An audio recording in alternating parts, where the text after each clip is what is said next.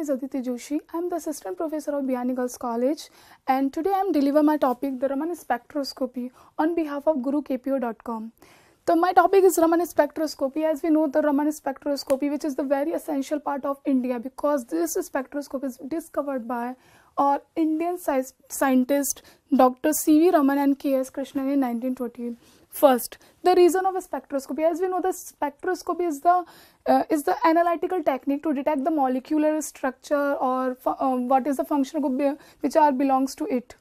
Basically, this reason is visible reason. Visible reason that means कि जब हम इस मॉलिक्यूल को लेते हैं, किसी मॉलिक्यूल को, तो उसके ऊपर हम कौन सी फ्रिक्वेंसी की लाइट डालते हैं और वो लाइट में कौन सी लाइट डालने पर वो स्पेक्ट्रोस्कोपी हमें मिलती है, उसे हम रीजन कहते हैं. तो बेसिकली रमन स्पेक्ट्रोस्कोपी का जो रीजन है वो विजिबल रीजन होता है. विजिबल रीजन कहा गया है क्योंकि इसमें जो हम इस तरीके से लिया जाता है कि एक मॉलिक्यूल होता है, उसके ऊपर आप इंसिडेंट लाइट डाल रहे हो, तो जो विजिबल रीजन जो कहा गया है वो हमने इंसिडेंट लाइट के बेस पे कहा है. जबकि जब हमें रमन स्पेक्ट्रम में जो फ्रिक्वेंसी शिफ्ट मिलती है, दैट मीन्स कि जो पहले वाली हमने इंसिडेंट फ्रिक्वेंसी ली थी और उसके बाद में जो बाद वाली फ्रिक्वेंसी कह रही है, उन दोनों के बीच का गैप यानी फ्रिक्वेंसी शिफ्ट जो रही है वो हमें फार आई आर रीजन की मिलती है, फिर हमें विजिबल आई आर रीजन की मिलती है. और मैंने आपको पहले बताया कि जो डिस्कवर की गई थी वो डॉक्टर सी वी रमन ने की थी और उनके जो को वर्कर थे के.एस. कृष्णन ने की थी 1928. तो बेसिकली स्पेक्ट्रोस्कोपी में क्या होता है, incident light V naught is equal to incident light. जब उसे आप सैंपल पे करते हो तो मॉलिक्यूल्स के अंदर कुछ कॉलिजन्स होते हैं. कॉलिजन्स होने पे basically there are lots of molecules and the most of the collisions are identical. That mean the frequency of the incident light at the scattering line is same and the collisions are elastic in nature, but there are only one molecule which is you can understand that the one molecule on 10 to the power 6 molecules which have other frequency. That means other frequency, that means वो frequency incident light से ज़्यादा भी हो सकती है, कम भी हो सकती है. उस तरीके की जो collisions होते हैं उन्हें हम inelastic collisions कहते हैं. तो बेसिकली जब इलास्टिक कॉलिजन्स होते हैं तो इलास्टिक कॉलिजन्स की वजह से हमें जो स्कैटरिंग होती है मॉलिक्यूल्स में उसे रेले स्कैटरिंग बोलते हैं. जबकि जो बेसिकली जो एक मॉलिक्यूल में मिलती है कि जब वो जो फ्रिक्वेंसी शिफ्ट आ रही है उसमें डिफरेंस आ रहा है, उसे हम बोलते हैं रमन स्कैटरिंग. और मैंने आपको बताया कि जब फ्रिक्वेंसी शिफ्ट होगी, दैट मीन्स कि जो इंसिडेंट फ्रिक्वेंसी होगी और जो हमारी स्कैटरिंग फ्रिक्वेंसी अगर उसके अंदर वेरिएशंस आ रहे हैं तो उस वाली स्कैटरिंग को हमने रमन स्कैटरिंग कहा. अब रमन स्कैटरिंग में दो केस आ सकते हैं कि या तो इंसिडेंट फ्रिक्वेंसी से जो स्कैटर्ड फ्रिक्वेंसी वो ज़्यादा हो या फिर वो कम हो. अगर हमारी स्कैटर्ड फ्रिक्वेंसी इंसिडेंट फ्रिक्वेंसी से कम है या ज़्यादा है, अगर ज़्यादा है तो उसे बोलेंगे, तो हमें जो लाइंस मिलेगी स्पेक्ट्रम में उसे बोलेंगे हम एंटी स्टॉक लाइन.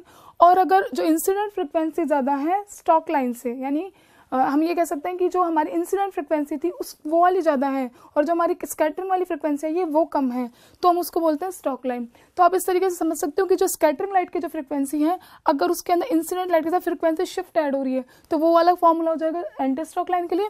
जबकि अगर हमारी स्कैटरिंग लाइट की फ्रिक्वेंसी देखनी है, अगर हमारी इंसिडेंट लाइट में से अगर हमारी फ्रिक्वेंसी शिफ्ट कम हो रही है तो हम उसे कह सकते हैं कि वो कौन सी होगी, हमारी स्टॉक लाइन. तो हम इसको इस तरीके से समझ सकते हैं कि ये म्यू नॉट जो है हमारी इंसिडेंट लाइट है, अगर डेल म्यू ऐड हो रहा है तो एंटी स्टॉक लाइन हो रहा है. अगर डेल म्यू क्या है यहाँ पर, फ्रिक्वेंसी शिफ्ट, तो डेल म्यू जो अगर वो कम हो रहा है तो उसको बोलेंगे स्टॉक लाइन, अगर बढ़ रहा है तो उसको हम बोलेंगे anti stock. Now we are talking about quantum theory of Raman scattering के. बेसिकली इसके मतलब किस तरीके से जो स्कैटरिंग हुई है, किस तरीके से, तो हम इसे डायग्रामेट्रिकली समझ सकते हैं. तो हम इधर देखेंगे कि हमने म्यू नॉट क्या थी, हमारी इंसिडेंट फ्रिक्वेंसी. जब हमने किसी मॉलिक्यूल पर डाली तो हमें पता है कि एक मॉलिक्यूल के अंदर बहुत सारे एनर्जी लेवल होते हैं और जब आप उसके अंदर कोई लाइट को पास कराते हैं then it show excitation of electrons. तो यहाँ जब हमने इंसिडेंट लाइट को जब हमने पास कराया मॉलिक्यूल के अंदर, तो अगर जिस एनर्जी लेवल से ट्रांजिशन हुआ था और उसी लेवल में जहाँ से मतलब एक्साइटेशन हुआ था वापस से रिटर्न होकर लाइट वहाँ पर यानी डी एक्साइटेड होकर उसी एनर्जी लेवल पर आ गई, तो आप कहेंगे कि फ्रिक्वेंसी सेम है, यानी इंसिडेंट लाइट की फ्रिक्वेंसी भी इसी एनर्जी लेवल पे दी गई थी और जो हमारी स्कैटरिंग फ्रिक्वेंसी है वो भी इतनी ही है. तो यहाँ पे हम इस तरह की स्कैटरिंग को बोलते हैं रेले स्कैटरिंग. और यहाँ पे mu naught is equal to mu S is equal to mu naught और जो हमारा फ्रिक्वेंसी शिफ्ट है वो 0 होगा. लेकिन जब हम बात करते हैं स्टॉक लाइन की, अगर ऐसा हो कि हमने इंसिडेंट लाइट डाली है इस एनर्जी लेवल से, लेकिन जो हमारी स्कैटरिंग लाइट की फ्रिक्वेंसी जो आई वो उससे कम में आई है, तो यहाँ पर एक जो गैप आया इन दोनों का, इसी को हम क्या बोलेंगे, फ्रिक्वेंसी शिफ्ट. और इस वाली लाइन्स को हम बोलते हैं स्टॉक लाइन. यहाँ पे जो हमारी इंसिडेंट लाइट की फ्रिक्वेंसी थी वो स्कैटरिंग लाइट से ज़्यादा थी और जो हमारा फ्रिक्वेंसी शिफ्ट आया वो आया incident light minus scattering light की फ्रिक्वेंसी. अब बात करते हैं हम एंटी स्टॉक लाइन की। हमने किसी एनर्जी लेवल पर जब म्यू नॉट डाला तो उससे नीचे वाले एनर्जी लेवल तक अगर जो हमें फ्रीक्वेंसी मिल रही है, यानी स्कैटरिंग फ्रीक्वेंसी हमें उससे ज़्यादा मिल रही है, तो उस तरह की लाइन्स को बोलेंगे एंटी स्टॉक लाइन।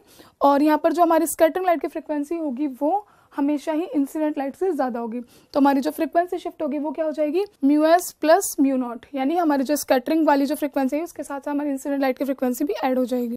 हमने रीजन देख लिया, प्रिंसिपल देख लिया, quantum theory of Raman spectroscopy देखा। रमन स्पेक्ट्रोस्कोपी जो है बेसिकली मॉलिक्यूल्स में होती है, जैसे कि इसके अंदर हमने इसको 3 पार्ट में डिवाइड किया। एक तो हमने रोटेशनल रमन बांटा है, एक सेकंड हमने डिवाइड किया इसको वाइब्रेशनल रमन, और थर्ड हमने किया रोटेशनल वाइब्रेशनल रमन।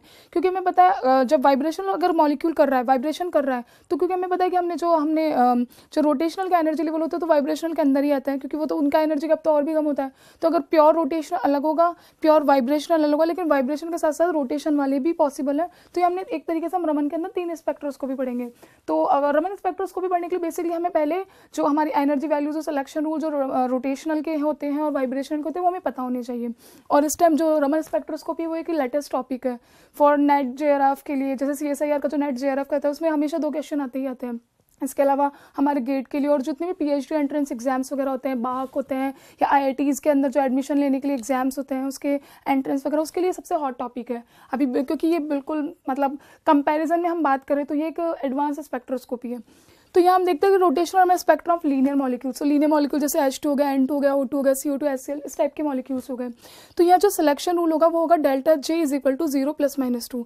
आप लोग सिलेक्शन रूल के बारे में जानते होंगे। सिलेक्शन रूल का एक हमने मतलब एक बनाया है, एक रूल्स बनाया है कि भाई अगर इस सिलेक्शन रूल को फॉलो करते हैं अगर मॉलिक्यूल, तो हम कहेंगे कि वो वाला ट्रांजिशन पॉसिबल है, अदरवाइज ट्रांजिशन पॉसिबल नहीं है। तो जो सिलेक्शन रूल को फॉलो करते हैं, हमने जैसे एनर्जी गैप बनाए कि एक 1 है एक 2 है, तो इन दोनों के बीच में अगर ट्रांजिशन में अगर वो पॉसिबल है, हमारे सिलेक्शन रूल को फॉलो कर रहा है, तो उन वाले ट्रांजिशन को हम अलाउड ट्रांजिशन कहेंगे, अदरवाइज हम उन ट्रांजिशन को फॉरबिडन ट्रांजिशन कहेंगे।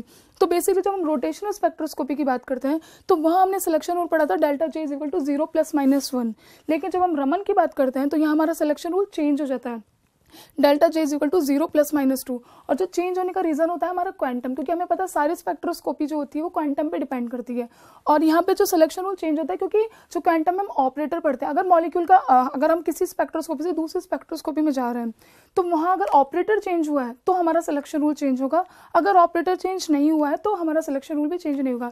क्योंकि जैसे हम जब वाइब्रेशनल रमन में पढ़ेंगे तो वहाँ सिलेक्शन रूल सेम रहेगा, क्योंकि इसका मतलब है कि जब हम वाइब्रेशनल से हम रमन में की स्पेक्ट्रोस्कोपी की स्टडी कर रहे हैं, then the operator should not be changed. That means the selection rule remains same. सो यहाँ पे सिलेक्शन रूल ये होगा, हमारी एनर्जी वैल्यू हमने जो रोटेशनल स्पेक्ट्रोस्कोपी से आएगी ये बीजे J + 1, यहाँ B हमारा रोटेशनल कांस्टेंट होता है और जो हमारा जो होता है रोटेशनल क्वांटम नंबर होता है। ठीक है, तो हमारा सिलेक्शन रूल आया 0 + -2। हम इसको डिवाइड कर सकते हैं, एक बार J इज इक्वल टू हमने 2 रखा और +-2 रखा, और एक बार J इज इक्वल टू हमने 0 रखा। अगर J इज इक्वल टू 0 यानी जो रोटेशन वाले हो ही नहीं रहे तो हमारा म्यू नॉट भी 0 होगा, और उन वाली लाइन्स को हम रेले लाइन्स बोलते हैं। अब जो रमन लाइन हमारी जो आएगी जिसके लिए selection rule delta J is equal to +-2 है, तो वो 2 केस में आ जाएगा, एक स्टॉक लाइन हो जाएगी और एक एंटी स्टॉक लाइन हो जाएगी। स्टॉक लाइन में क्या हो रहा है कि हमने पहले पढ़ा था स्टॉक लाइन के कि जो इंसिडेंट फ्रिक्वेंसी है वो स्ट्रॉन्ग है, स्कैटर्ड लाइट जो है वो थोड़ी सी वीक आएगी। तो यहाँ से हमारी μs is equal to μ0 - delta μ आएगी, और डेल्टा μ हमारी क्या आएगी, μs इज इक्वल टू μ0 - जो डेल्टा μ आती है वो B4J + 6। ये हम वैल्यूज पुट करके जब हम सिलेक्शन रूल को रखेंगे यहाँ पर इस एनर्जी के फॉर्मूले, तो ये यहाँ से निकल के आ जाएगा। इसी तरह से हमारी एंटी स्टॉक लाइन की बात करेंगे। एंटी स्टॉक लाइन में जो हमारी फ्रीक्वेंसी होगी वो होगी μ0 + डेल्टा μ जो हमारी फ्रीक्वेंसी शिफ्ट है उसकी वैल्यू यहाँ से निकल जाएगी B4J + 6। तो ये जो हमने फ्रीक्वेंसी शिफ्ट निकाल रहे हैं उसमें जो J की वैल्यू हमें यहाँ इस फॉर्मूले में पुट करनी है और इससे ही निकल जाएगी। ठीक, तो हमने रोटेशनल स्पेक्ट्रम पढ़ लिया लीनियर मॉलिक्यूल्स का। उसके बाद हम बात करते हैं वाइब्रेशनल स्पेक्ट्रम की। तो ये वाली एनर्जी जो होती है हम लोग किससे निकालते हैं, हम एनहार्मोनिक ऑसिलेटर की एनर्जी होगी, वही सेम फॉर्मूला लगेगा यहाँ पे कि V + ½ ओमेगा बार E - V + ½ ओमेगा बार E XE। या ओमेगा बार E क्या है, फ्रीक्वेंसी है हमारी, और जो XE है वो क्या होता है, एनहार्मोनिसिटी कांस्टेंट, जिसकी वैल्यू बहुत ही नेग्लिजिबल होती है, समथिंग 0.0012 समथिंग वैल्यूज होती है, इसे हम नेग्लेक्ट भी कर सकते हैं। और V बराबर होता है हमारा वाइब्रेशनल क्वांटम नंबर। ठीक है, इसके लिए जो सिलेक्शन रूल होगा delta V is equal to 0 + -1 +-2 +-3। ये जो हमारा सिलेक्शन रूल है ये वही सिलेक्शन रूल है जो हमारा एनहार्मोनिक ऑसिलेटर में आता है। इसका रीजन ये क्योंकि मैंने अभी आपको बताया कि क्वांटम के अंदर अगर ऑपरेटर सेम है तो सिलेक्शन रूल में कोई चेंज नहीं होगा, अगर ऑपरेटर चेंज हुआ तो सिलेक्शन रूल भी चेंज होगा।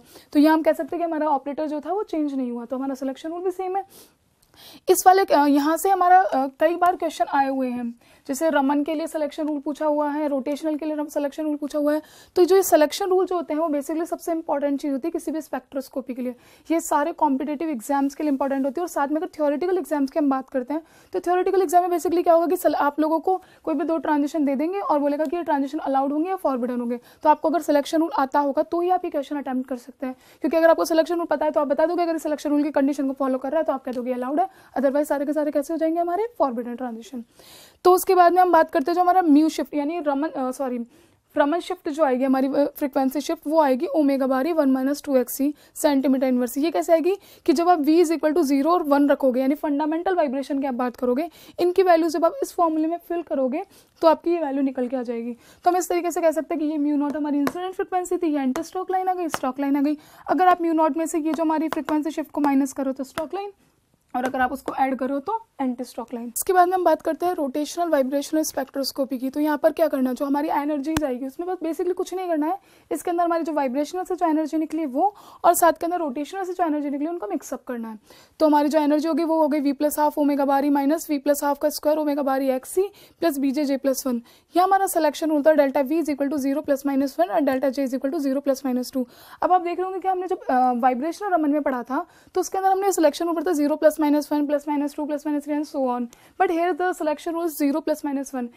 These are the transition are called fundamental transition because क्या होता है कि जब हम बॉर्न ओपन में प्रिंसिपल पढ़ते हैं उसके हिसाब से जो वाइब्रेशनल के जो गैप्स होते हैं वो इतने होते हैं और उसके बीच में हमारे रोटेशनल वाले एग्जिस्ट करते हैं। तो यहाँ क्या होगा, जो वाइब्रेशनल ट्रांजिशन होता है वो बेसिकली रूम टेम्परेचर पर नहीं होते हैं, हमें उसके लिए एनर्जी देनी पड़ती है। तो हम 0 से 1 में तो ट्रांसफर करा देंगे और 1 से 0 में भी आ जाएगा, लेकिन उससे ऊपर वालों को ट्रांजिशन कराने के लिए हमें हाई टेम्परेचर देना पड़ेगा। तभी तो हम बोलते हैं कि वहाँ हमें हॉट बैंड्स वगैरह मिलता है।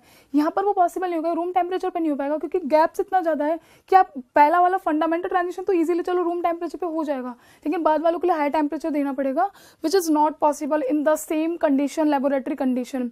सो यहाँ पर हम इसलिए हमने यहाँ पर क्या लिया है कि हमने फंडामेंटल वाइब्रेशन को सेलेक्ट किया है। अब अगर हमारा डेल्टा v भी 0 है और डेल्टा j भी 0, ये दोनों सिलेक्शन रूल रेले लाइन के लिए आएंगे। और ये वाला जो क्वेश्चन है ये नेट के अंदर CSIR नेट के अंदर 2 बार पूछा हुआ है और एक बार बाग के अंदर क्वेश्चन पूछा हुआ है यहाँ से कि जो what is the selection rule of rotational vibration spectroscopy. ठीक है, तो यहाँ से हमारा डेल्टा v बराबर +-1 और डेल्टा j = 0 ± 2। अब ये बेसिकली 3 में जैसे हमने वाइब्रेशनल स्पेक्ट्रोस्कोपी में PQ और ब्रांचेस पढ़ते हैं वैसे उसी तरीके से यहाँ हमारे जो रोटेशनल वाइब्रेशनल रमन है उसमें भी ब्रांचेस मिलती है।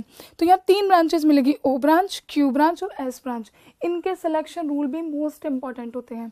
जैसे हमारे O ब्रांच के लिए सिलेक्शन रूल होगा डेल्टा v = +-1 और डेल्टा j = -2।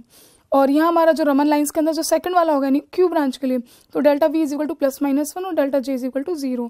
थर्ड वाला होगा डेल्टा v = +-1 और डेल्टा j = +2, इसे बोलेंगे S ब्रांच। अब आप यहाँ देखिए कि जो बेसिकली हमारा Q ब्रांच आया है उसे हम प्योर वाइब्रेशनल स्पेक्ट्रा भी कहते हैं क्योंकि यहाँ जो ट्रांजिशन हो रहा है वो सिर्फ वाइब्रेशन टू वाइब्रेशनल लेवल में हो रहा है, रोटेशनल का ट्रांजिशन यहाँ 0 हो रहा है, इसलिए इसे प्योर वाइब्रेशन भी कहते हैं, इसे Q सेंटर भी कहते हैं और इसे Q बैंड भी कहते हैं और इसे Q ब्रांच भी कहते हैं। तो किसी भी तरीके का क्वेश्चन आ सकता है, आप इस तरीके के नाम से याद रख लिया। और last topic is mutual exclusion principle, last but actually not the least.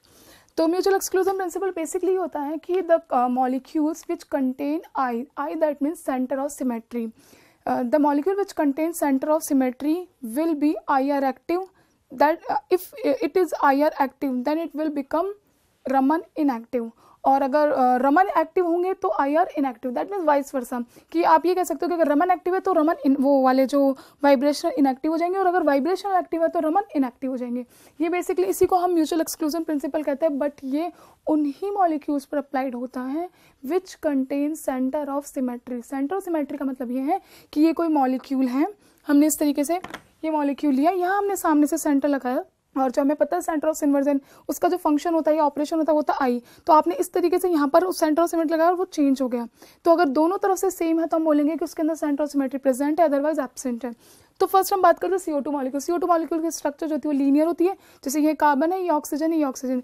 जैसे आपने सेंटर ऑफ सिमेट्री लगा मॉलिक्यूल इस तरीके से आ गया, यहाँ भी ऑक्सीजन, यहाँ भी ऑक्सीजन, तो हम कहेंगे कि यहाँ सेंटर ऑफ सिमेट्री प्रेजेंट है। But in the case of water as we know the V shape, ये ऑक्सीजन, ये हाइड्रोजन, ये हाइड्रोजन, आपने यहाँ सेंटर ऑफ सिमेट्री लगाएंगे तो यहाँ पर एक्चुअली लग नहीं पाएगी क्योंकि चेंजेस आएंगे, इसके अंदर सेंटर ऑफ सिमेट्री एब्सेंट है। तो हम ये कहेंगे कि जो CO2 के अंदर 3 मोड्स पढ़ते हैं हम, सिमेट्रिक स्ट्रेचिंग, एसिमेट्रिक स्ट्रेचिंग और बेंडिंग।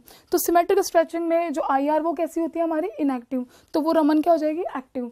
जबकि हमारी एसिमेट्रिक स्ट्रेचिंग और बेंडिंग दोनों मोड जो IR एक्टिव होती है तो वो रमन इनएक्टिव हो जाएगी। जबकि वाटर मॉलिक्यूल के अंदर centre of symmetry he absent है, क्योंकि centre of symmetry inversion centre absent है, इन्वर्जन सेंटर एब्सेंट है, तो IR active modes inactive, IR active अगर जो मोड्स है वो रमन एक्टिव हो भी सकती है और नहीं भी हो सकती है। तो यहाँ पे IR एक्टिव थी, ये भी एक्टिव थी, ये भी एक्टिव थी, तो रमन भी सारी कैसी कैसे हो जाएगी एक्टिव मोड्स। तो ये बेसिकली जो हमारा ये वाला प्रिंसिपल है म्यूचुअल एक्सक्लूजन प्रिंसिपल, इसलिए हम ये कह सकते हैं कि स्मॉल जो मतलब हमारे ग्रेजुएशन या पोस्ट ग्रेजुएशन वाले एग्जाम्स के लिए इंपॉर्टेंट है।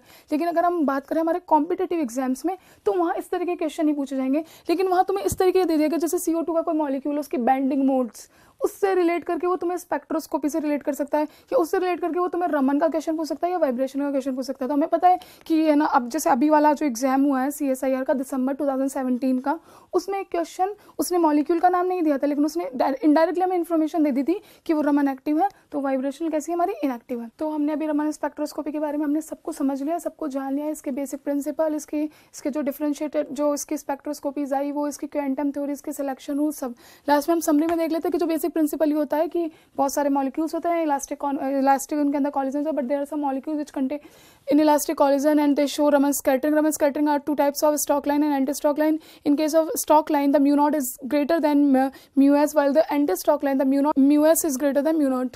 And rotational Raman spectrum, the selection rule delta J is equal to 0 plus minus 2. The energy formula is Bj J plus 1.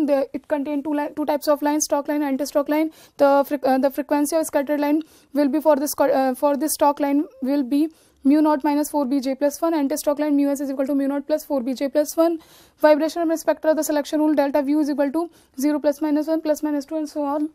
Energy formula is V plus half omega bar e minus V plus half ka square omega bar e xc, and the frequency shift is omega bar e 1 minus 2 xc. And the rotational vibrational Raman spectra, the selection rule is delta V is equal to 0 plus minus 1, delta J is equal to 0 plus minus 2. These are contain three type of branch. O branch, the selection rule for the O branch is delta V is equal to plus minus 1 and delta J is equal to minus 2.